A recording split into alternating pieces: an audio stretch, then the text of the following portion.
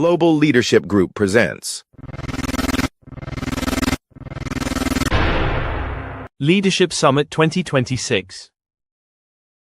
Theme: Ethical Leadership for Sustainable Economic Growth.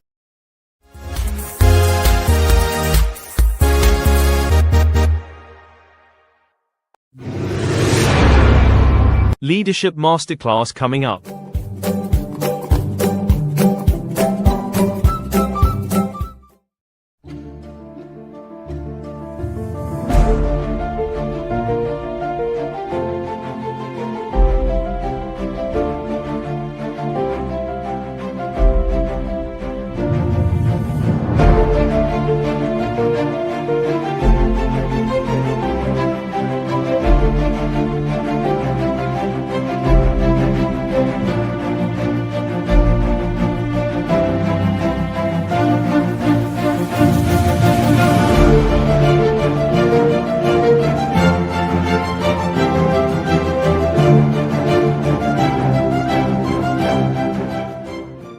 See, if you really want to develop yourself as a leader, particularly as a woman, you need to invest in your development. Quickly, organizations, yes, benefits from strong mentorship and sponsorship culture if you are able to increase the engagements, and then you grow individuals within the line.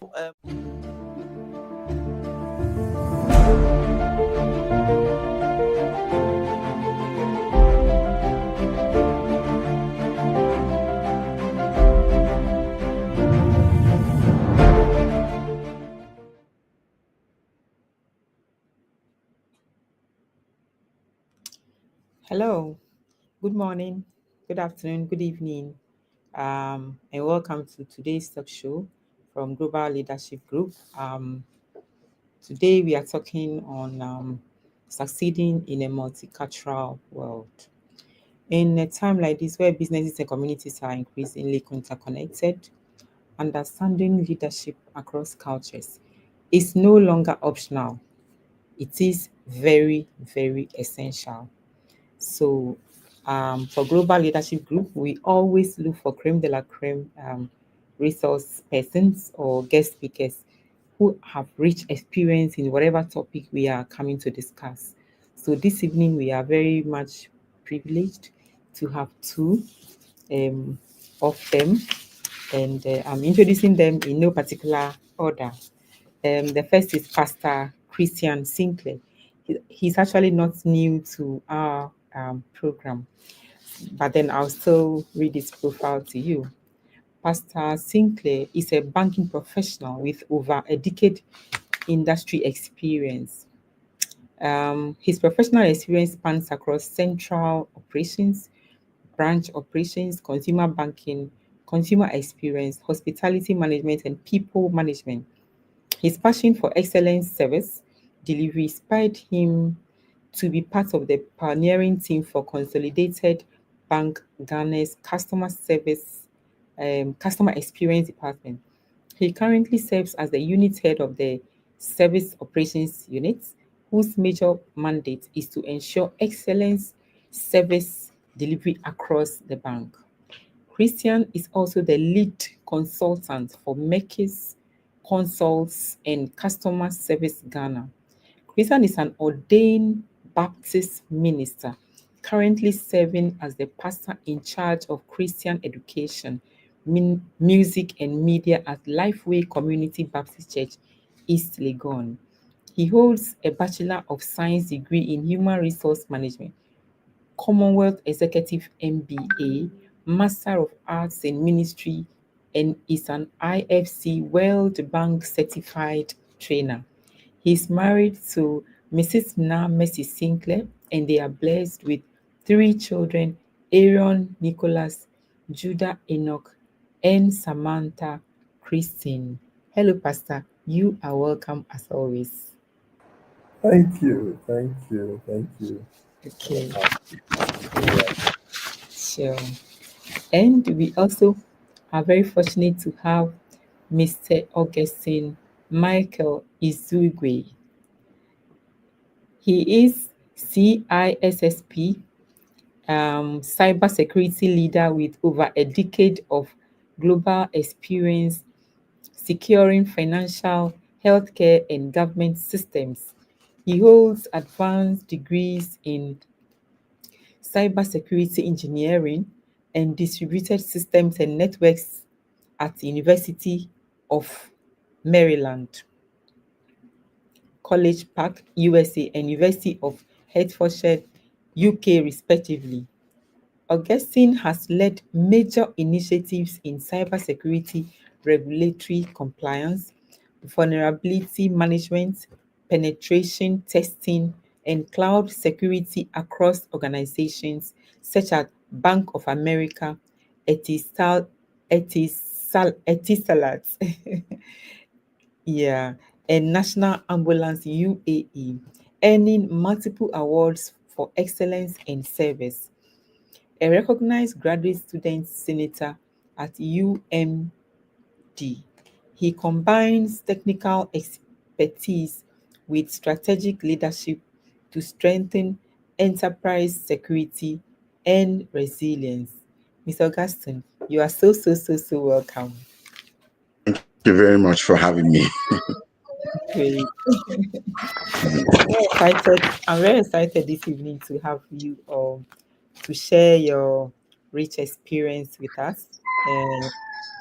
Whilst we break down this topic very well for our viewers and ourselves also to learn. So, without wasting much time, I'll start from Pastor Sinclair.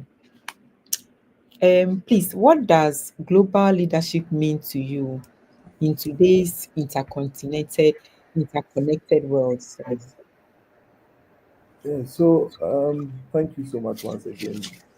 When we talk about global leadership, um, maybe I would have said just leading across the globe, but that would be maybe too non-technical. So, Okay. of course, leadership has got to do with inspiring, influencing, and guiding people. So that would be leadership, if you ask me to define. Now, when we talk about global, then we're looking at across borders. So we're looking at beyond or the definition of the globe, looking at beyond your particular location, looking at countries, maybe continents. So across border or culture, leadership can be defined as a global leadership where you have to do with diverse systems, addressing various challenges and opportunities in these different spheres of the world. So maybe summary that would be my definition. Okay. That's great. That's great. That's great. Thank you so much. Thank you. Hmm. So I'll go to Mr. Augustine. Please, have you ever had to lead a team across multiple cultures? What challenges did you face and how did you overcome them? So, okay, basically, I've had opportunity of working across like 3 continents. Oh, So, wow. like I am a Nigerian. So, although my working experience is very limited from Nigeria, because my first professional job was I started off in Dubai. So I started working in Dubai. Dubai. So, but from Nigeria, I was very active in the church. I was a youth leader. I was mostly, involved in helping young people make career choices and stuff like that. And then when I left college, I started teaching. So I was a teacher. So eventually, when the doors opened for me to go to India, I, did some professional studies in India, and then I moved to Dubai. That was when I started working. So one thing that people in Dubai pride themselves is diversity. So when you talk about global leadership or managing a global team, a place like Dubai is so Dubai pride itself is in having every single nationality. So we are talking about 192, approximately 192 nationalities. So in the last organization that I worked, we had 43 nationalities in that organization. So this forces you to all the time. Anytime you're going to have to do any kind of project, whether it is an internal compliance kind of planning or internal audit, external audit, anything that you're going to do, it's you are forced to work with people across board. So meaning that you're going to have people from North America in your team, you're going to have people from the Indians, which are everywhere, the Asian people in your team, you're going to have Africans like myself. I'm an African, you're going to have in the team. So now this makes you it's like a tapestry. It's like a tapestry, right? So tapestry has a blend of colors, different kind of materials. That's what bring the beauty, because people come with different kind of ideologies, different approach. And there is something unique in the Middle East. When you're writing in Africa, when we write from right to left to right. But in the Middle East, in Arabic language, you write from right to left. Yeah. So now in the thinking, it's like when you start um, associating with people from across culture, you start noticing that it's like some people think in a reverse form, just the way they write from right to left. So, but again, some people will approach problems mathematically. Some people are going to use like a risk-based approach. Some other people are going to use like relational, like I need to know you if I'm going to work with you in the team. So that is the beauty. So now the solution that they come up with, the way the problem is solved is magical. So the power of diversity is very magical, but it also comes with some challenges as well. So the challenges that type of team is going to comes with is the type of challenge where you also need to understand the diversity of your team, because because of the approach, maybe some people might take two days to complete a task. Some other people will take 1 week to complete the same task, and some other people will maybe probably want more meetings. So, in that type of environment, adaptability becomes the key. So you have to adapt and be like a bridge that bridge all these multiple cultures. So that is my own experience. Wow, very interesting. Wow, 43. Oh, wow. Yeah. Great, great, great. It must be very interesting because at every time you see different, like you said, very different.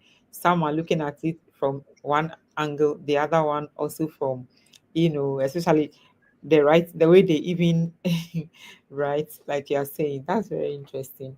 Okay, sure. Okay, so Pastor Sinclair, is how important is cultural intelligence compared to emotional intelligence for global leaders?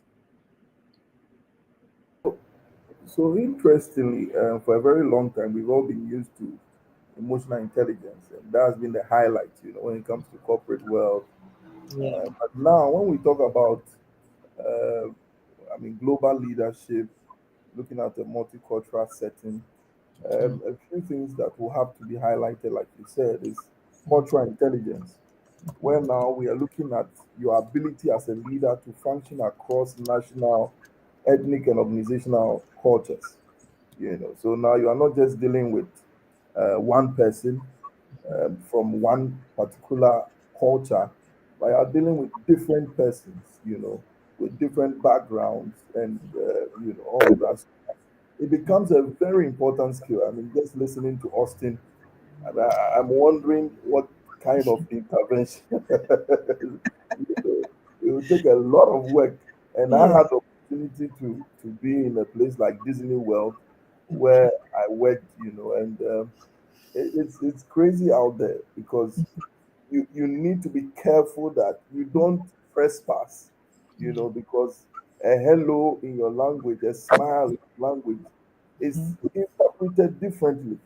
That was one of the most craziest experience. I'm talking about this kind of so you need to be sensitive. So I think that is where the intelligence comes to bear. The way you communicate, your values, your approach to life, your perspective, your worldview.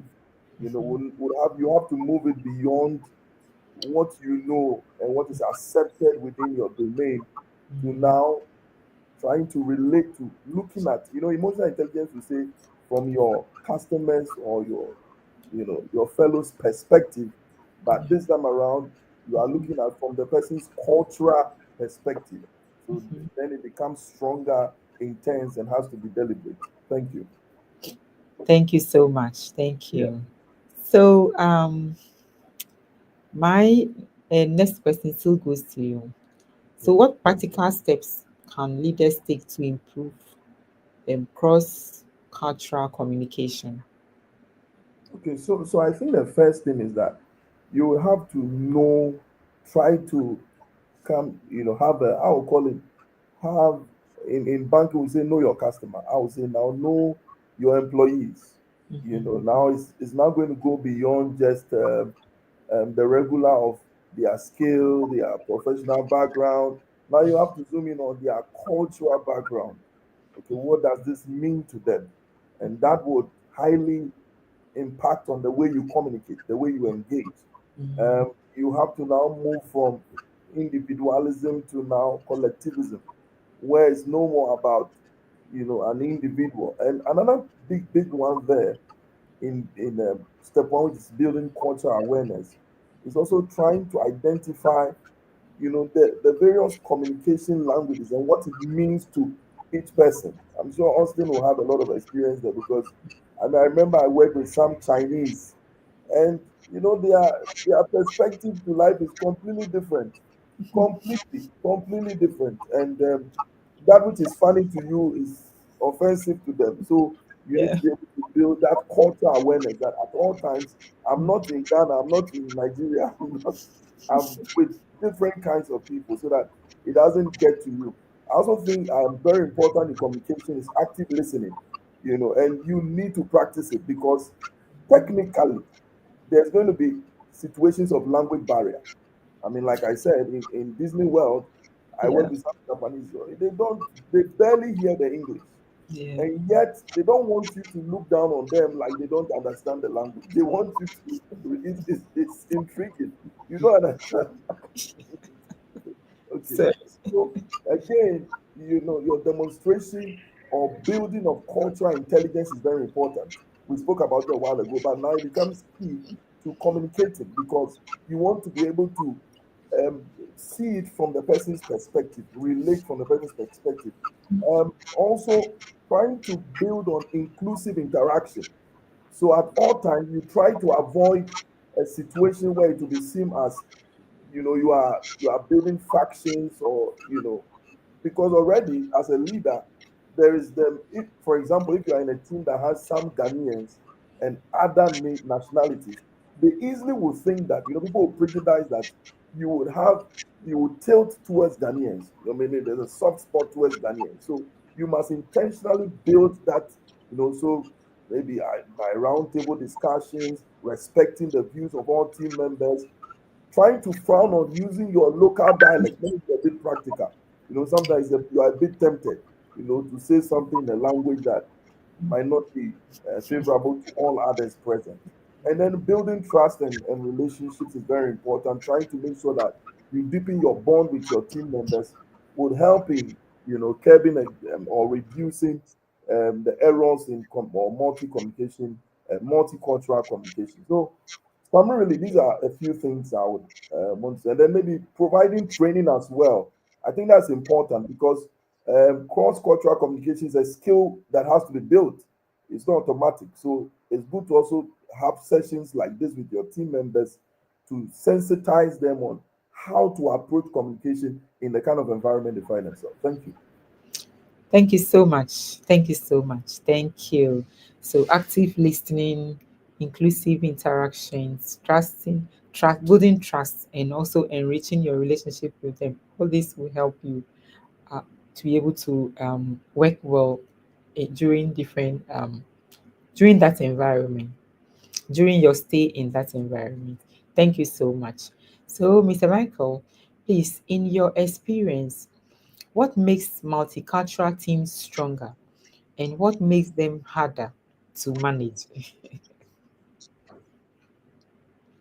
Okay. This is a good question. Yeah. Like uh like Christian said, you know, a common gesture can be misinterpreted. It can be misinterpreted based on where one is coming from. So one of the difficulties of managing a multicultural environment is, like I'm going to use a lot of Middle East example. Let's say in the Middle East, the body language. So in the Middle East, when you're talking to somebody and you move backward and cross your hands like this, is considered a lot of respect.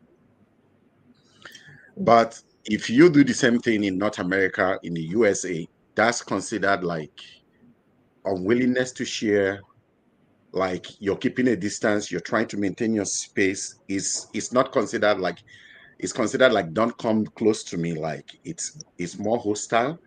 But that same gesture in the Middle East will be considered respect, because like you're trying to maintain a distance and cross your hand so that they see your hands and stuff like that. So they consider that as a sign of respect. And then in some other culture, if you come in a meeting and you keep quiet, it could be interpreted as something good. And then in some other culture, being quiet does not is not necessarily something good. It could be unwillingness also to share and things like that. So in a multicultural environment, the managing such environment, the good of it, or the positive of it, is that you know the energy, this uh, diverse people, the approach, the way they solve problem, the way you guys work together to solve a problem. And then on the other hand, the challenge, like I have highlighted, the challenge of it is, where like all these little gestures can be misinterpreted. So in a way to overcome those type of challenges is like, creating a more enabling environment for everybody, where you can even, like, let's say you're coming into a meeting and someone is quiet, you can tell them, oh, I would like to hear your perspective on something. Can you share your perspective on this? So in by so doing, these people are going to open up and you know um, share their own perspective on a point of discussion. And then um, okay, that would be it for me. Okay. Sorry. Okay. Okay. Okay. Super. That's super. Super. Super. Thank you so much. Thank you so much. So, Pastor Sinclair, how can leaders ensure that all voices are heard in diverse teams? How can leaders ensure that all voices are heard in diverse teams? Wow, that's an interesting one. So I'll continue from where I ended.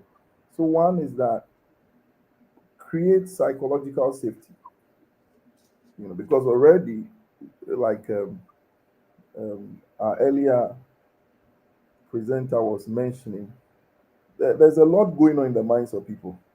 People think that, oh, because Madam Happy is from Ghana, she will automatically build a bond with Ghanaian people.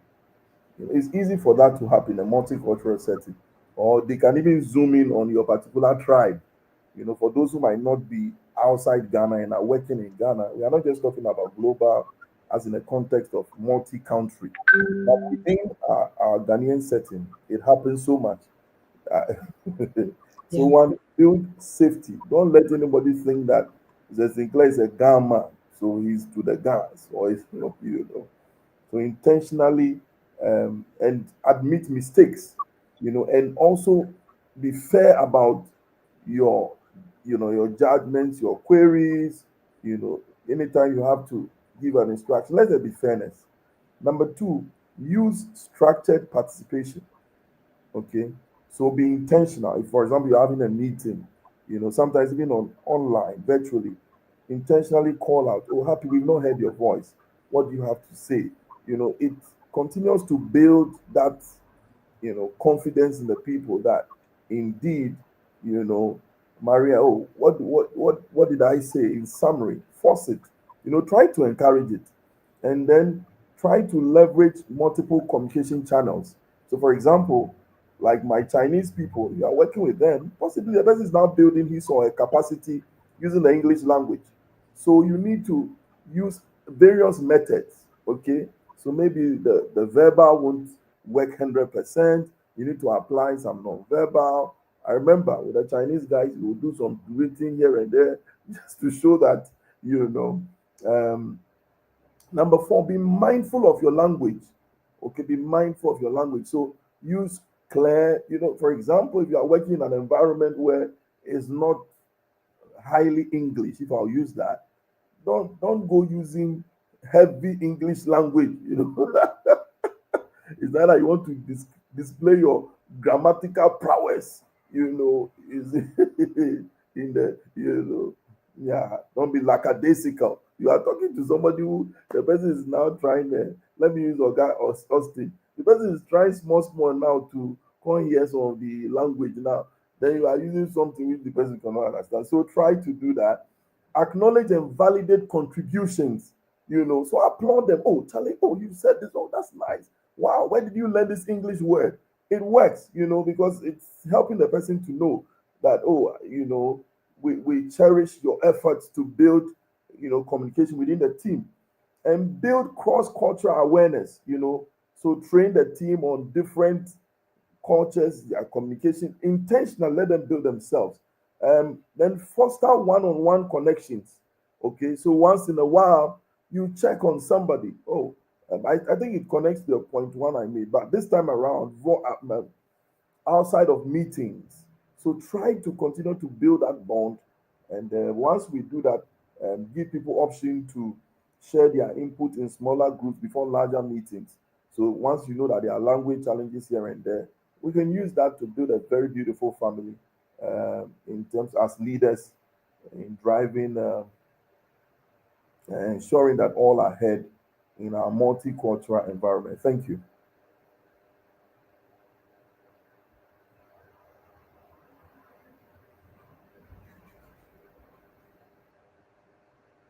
Hello, Happy. It looks like your mic is muted. Yeah, I was enjoying your. Okay. Sorry. Sorry. Yes.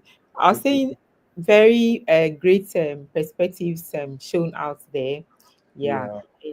Yeah. Thank you so much. And we are Oh, about to go on break, after which we'll continue. Thank you.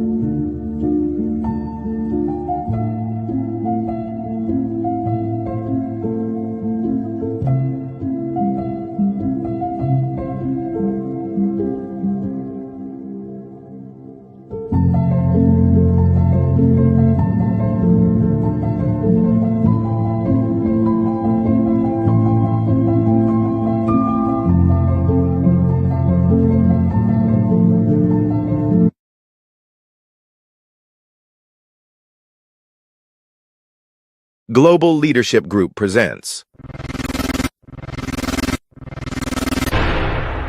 Leadership Summit 2026. Theme: Ethical Leadership for Sustainable Economic Growth.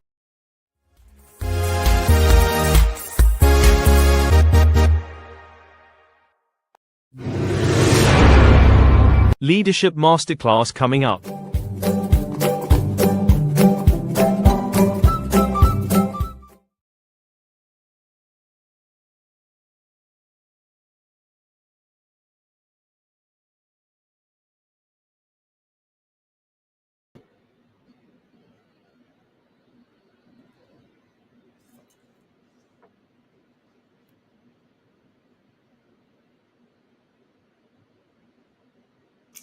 Welcome back. I'll go on to Mr. Michael. Mr. Michael, please, how do cultural differences influence decision making and negotiation in international business?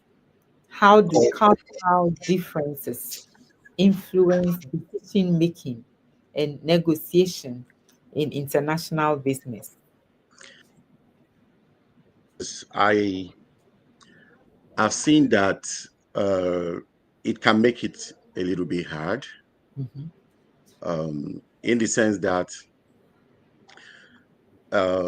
if you're managing a project that like in an international or multicultural environment, you could come to a situation where you have to work with people across multiple continents, let's say Americans or Europeans, and then sometimes Asians, Indians, or Chinese, like Christian has mentioned. So you notice that mostly Americans are very direct. So because Americans are very direct, and the type of structure you have, the type of leadership you have in the United States is like where you have a CEO where one person is just going to be like, okay, I'm making the decision. So he just say, okay, this is what you guys need to do. He give out his instructions. So now, and then you can have from the Asian uh, kind of people where like it's more like a teamwork, like it's a kind of where they will prefer a kind of interpersonal kind of where they come to you and have a discussion one-on-one, and then they need to feel very comfortable with you, and then when they feel very comfortable with you, that is the point where they are going to like come to a decision. So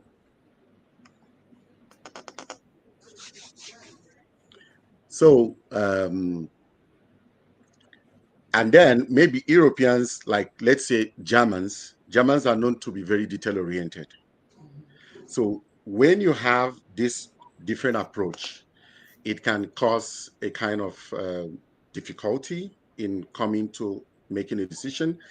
But that also, to be able to overcome these difficulties, you can, like I said earlier, you need to build a bridge where because a global leader is supposed to be like a translator, a language translator, where you take the approach of the North American people, you take the approach of the Europeans, you take the approach of the Asians and the Africans, and then you create a kind of a common environment where it is easy for each component to have like one functional approach that enable you, get to the result that you want.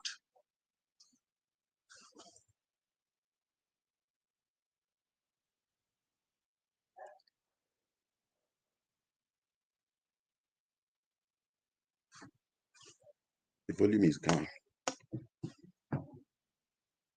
I throw the same question at Pastor Sinclair also to see the perspective from where he will also come. Like, how do cultural differences influence decision making and negotiation in international business? Yeah, so I mean, I think Mr. Justin did a great work Sure. Just a few additions. So again, negotiation styles. Okay, the negotiation style. So you see um, direct versus indirect communication. When you find people like the Germans, the Israelis, they make negotiation with frank, direct language. Don't want you to play around. Just go straight to the point. Ghanaians, we can tell a long story like a church testimony, and it's another person going to explain. Oh, so what happened? They want you to go directly. That's for whereas in the or interestingly, it's documented that when it comes to Africans, we like to be diplomatic, racing to avoid, open conflict, trying to, and maybe in Ghana we have a higher version, interestingly. The person want to say something like, what do you want to say? I want to go and leave. Just say that, my mother has done this and this. And then attitude toward conflict, in the US, healthy debate is normal. It's not a big deal. You can actually have a strong, healthy debate with your boss. I mean, and it's allowed because you're allowed to express your opinions. But if you come to an African setting, for example, or even in Japan, where they are very, they highlight a lot of respect. For them, if you're trying to engage in some, in quote, non-harmonious conversation, you will find yourself in the wrong books, and you look at the value for relationships.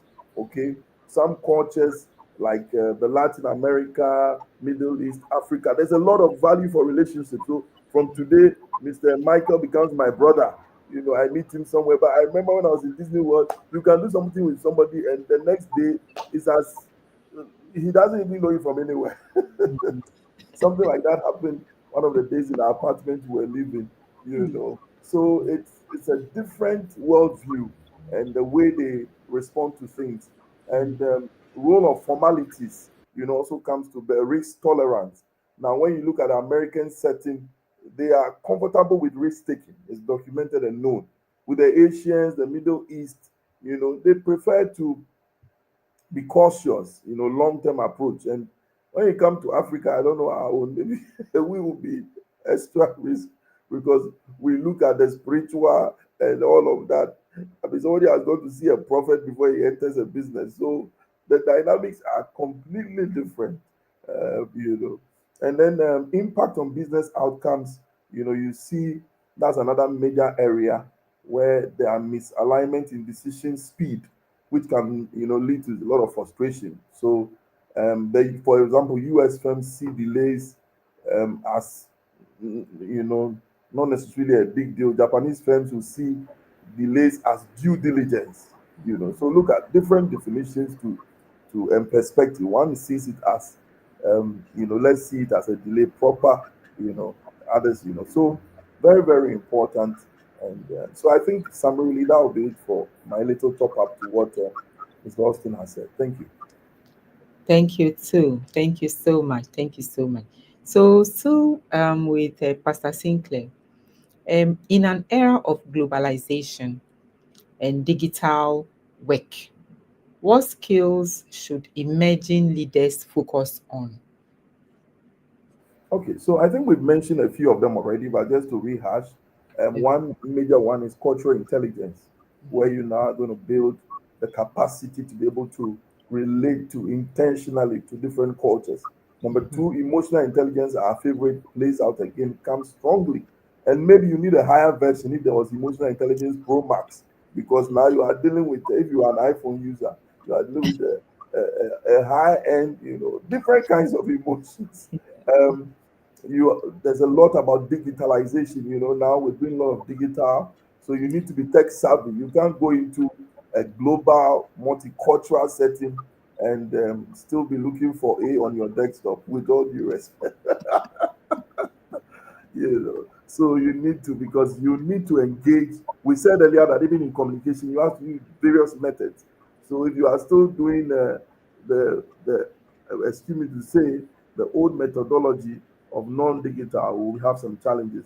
And then you need to be able to exploit the scheme of, or the skill of virtual team leadership, where you'll be doing a lot of engagements online, adaptability and agility, ability to pivot quickly during disruption. So you need to adjust. For example, COVID taught us a big lesson where people who were handling multicultural firms had to adjust because that was global.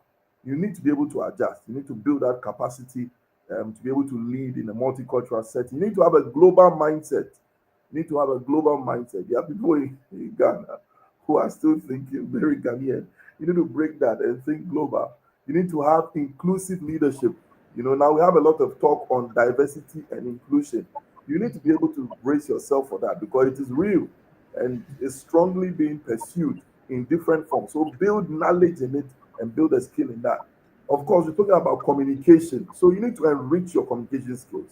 It has to be very strategic as well and intentional. Then you need to learn how to collaborate and network. It's not going to be an option now because you find yourself in that environment and it must work. There's no option, no excuse. So, and then lastly, I would say ethical leadership, ethical leadership. And now we're talking about sustainability as well. All the AIs, the data privacy, climate change. You need to get yourself acquainted with it. Because no more about your worldview. You now have to expand to the worldview of the many people you'll be leading. Thank you. Thank you so much. Thank you so much. Thank you so much. So I'll ask Mr. Michael if you have additional something um, you want to tell us on, you want to share with us on the same, like in this era of globalization and digital work, what skills should emerging leaders focus on to be able to succeed?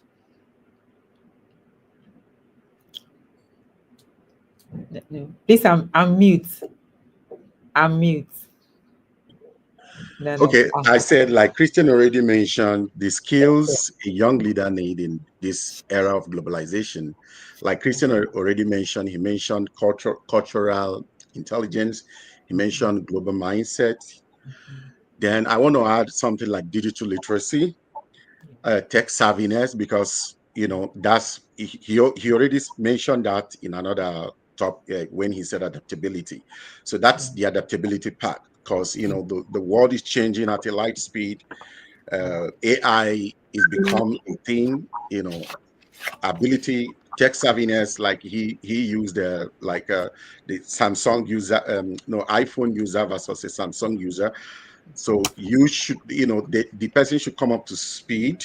A young leader should come up to speed with digital literacy, tech savviness, come up to speed with advancement of technology.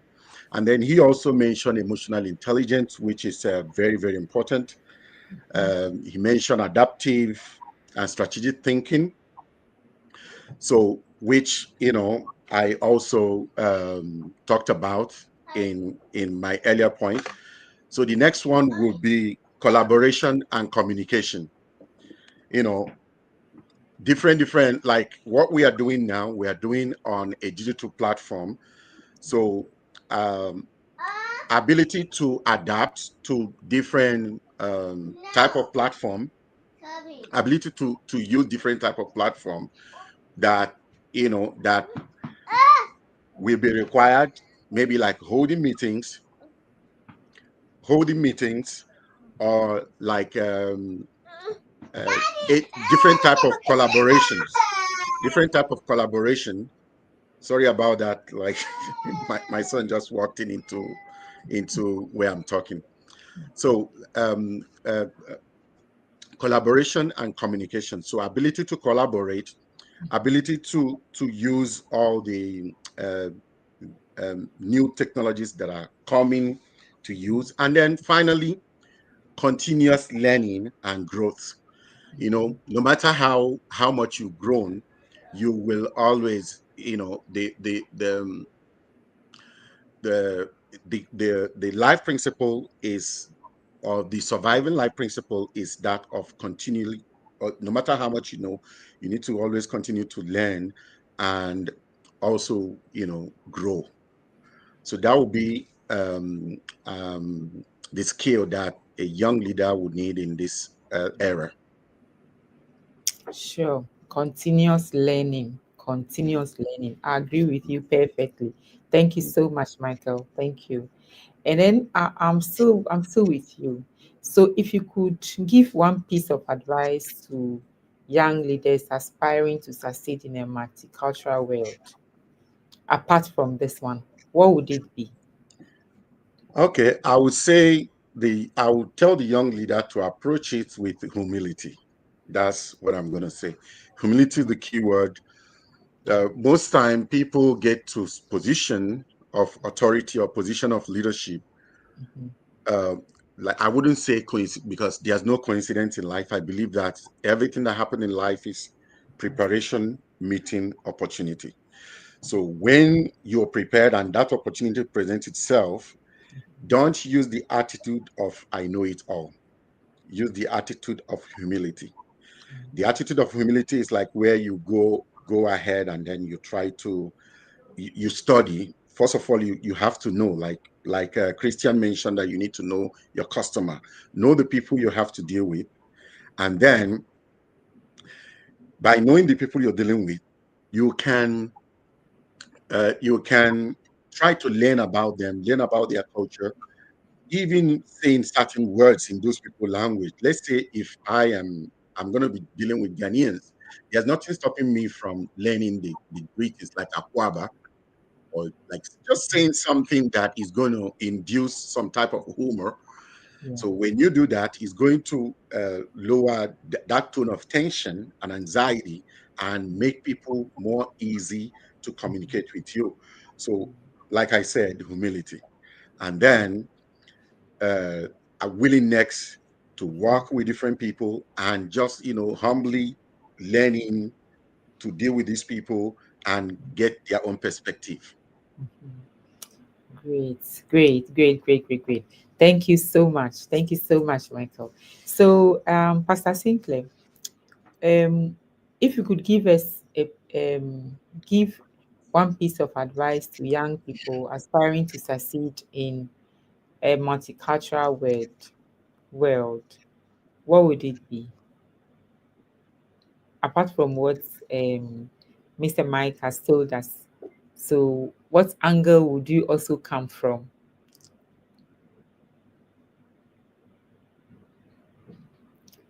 Hello, hello, Pastor Sinclair. Maybe his network. No, Hello. I'm with you. Hello. Uh-huh. Yeah. Yeah. Okay. Sure. Yeah. So I was just saying that I would highlight learning, Mhm. giving yourself to building capacity. So whether you already have the position or you are yet to have such an opportunity, I think Austin mentioned it that, so we must build capacity. The things we spoke about today are real. And if you don't acquaint yourself, that's why we call them at the point we have to treat skills. And skills come with building capacity. That'll be my emphasis. Subject yourself to it. Today we are blessed with several platforms like what we're doing now, where you can, listen to, enroll in courses. I know there are structured programs that are designated or designed to be able to build your capacity. Thank you. Thank you. Thank you too. So, Pastor Sinclair, how do you personally prepare yourself when entering a new cultural or business environment? Okay. So a few tips. One would be do your homework. The homework one will be research into the country's customs. I've heard a lot about Dubai, about well, the Qatar, during the World Cup, they actually declared their stance, is that this one. So I know some companies who flew their staff had to, and some people went to work, during the World Cup. Some of them had to live in Dubai because they had to manage, so you can't fight the setting. So you need to build capacity in terms of knowledge on what happens there, learn greetings like Austin said, you are coming to Ghana. I think the trending word in Ghana is Obake, Obake, or Obake for work. And there's a big fight between Akwaba and Obake about it as well. So you need to learn it. Understand the industry, the context, you know, where you're getting yourself into, economic trends, competitors, regulations, very, very important. And then understand the communication styles. Okay, how do they engage? Like we said, we've just looked at even negotiation, decision making, how some are direct, some are indirect, some, non-verbal cues you build yourself, steady decision making and hierarchy. Some cultures is from top to down. Others is consensus driven. So they want a communal kind of decision making. In some settings, one man takes the decision, everybody runs with it. So you need to also build that capacity. And Austin spoke about humility, very, very important. Build cultural humility so that you can engage various traditions, food, local practice. Sometimes you have to eat something that on a regular you might not have to eat because it's part of breaking the ice, building the psychological, confidence of the team you're working with. Um, find cultural guides. In some areas you find people who can guide you, like a local, a mentor. Sometimes you get into a position, somebody likes you for a certain reason. Take advantage of it or ask, oh, so this thing, what do we do about this? How do we do about this? But some people just go in, if I'm doing my pastoral, they will say, go in their might and power. We come in the authority of the Holy Ghost. So we are possessing our possession. So they don't care about anybody at all. And then try to reflect on your own biases. When people give you feedback, try to reflect on it. Don't be too hard on yourself, playing the all perfect kind of personality. Prepare flexibility and patience. So try to be yielding, adaptability, right? And also flexibility. So don't be entrenched to maybe, oh, when I was in Ghana, this is how we do it.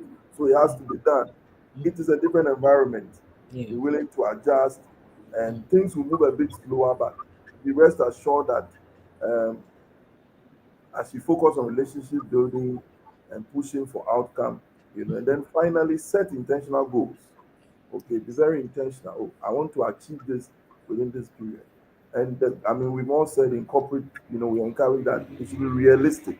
So try to set goals that are realistic, they're intentional, and then balance your professional objective with a cultural respect and trust building. Try to create a balance. We have our strategic objectives, and some of them can sound non-cultural because it's technically business, business, business, business.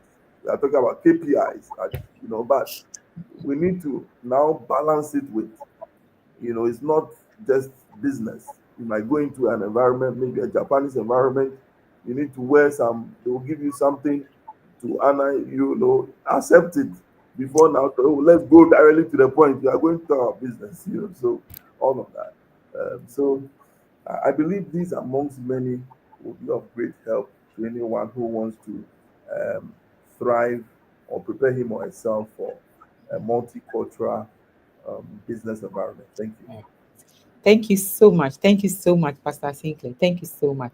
So, Mr. Michael, I don't know if you have something else to add to this perspective, like how you personally prepare yourself when entering a new cultural or business environment. Mhm. Yeah, so Christian said it all, but yeah, again, the key word is preparation, preparation, preparation. There's a common word we normally say that he who failed to plan has planned to fail. So meaning that you need to do your groundwork. We can take a cue from the car companies or the car industry. So there are two major incidents that happen in a car. There are multiple of them, but two of them are like very major incident that happen with cars. So there's a car brand called Chevrolet Nova. When Chevrolet Nova was launched, Chevrolet is an American car company, and when they launch a car which has the brand name is Nova, so uh, normally when you launch a car, you ship all the car across the world, and then you market the car. They notice that in some Latin American country, this car doesn't do well. And then there's another car called Mazda La Puta. So these two cars, which is a Japanese car, so telling you that global environment is like it can be a steep slope. So preparation is very, very important. So for these two cars, the consequences or the result was very similar because Mazda Laputa, that Laputa is a very bad word in Spanish, like a curse word. That a lot of people start making mockery of the car, and from the sales statistics, the Mazda noticed that that car did not do well in Latin America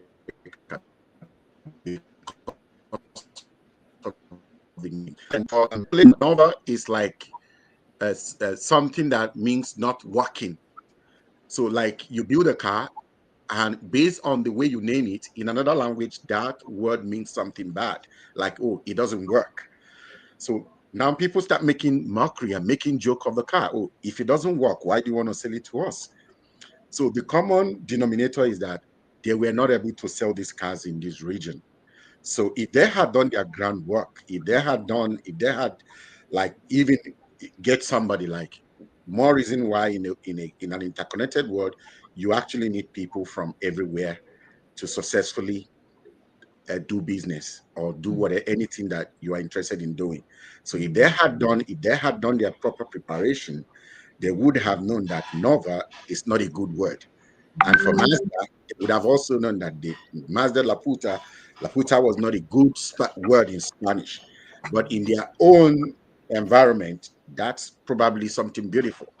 Like you could say a word in your language and it could mean something very good. But to me, in my own language, that is going to be like a curse word or something very, very offensive.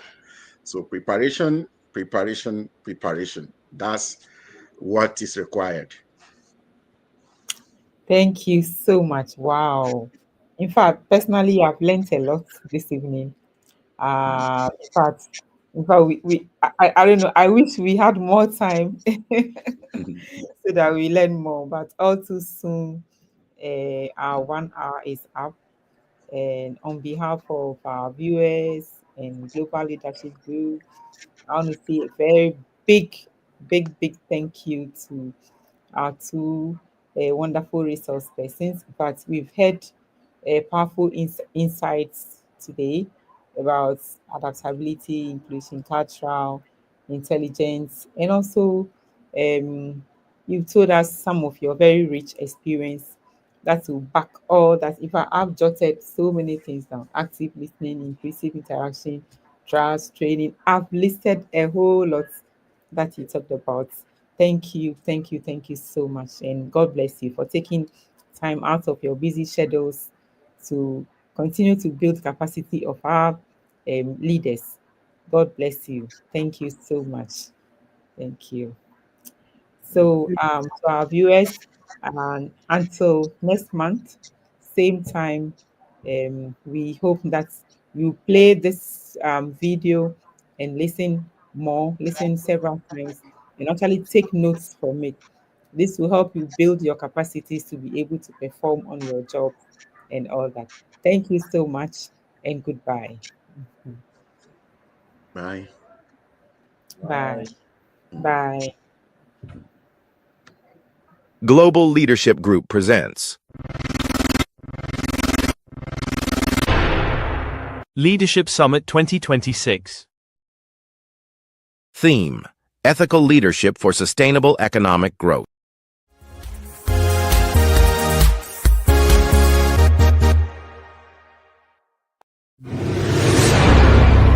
Leadership Masterclass coming up.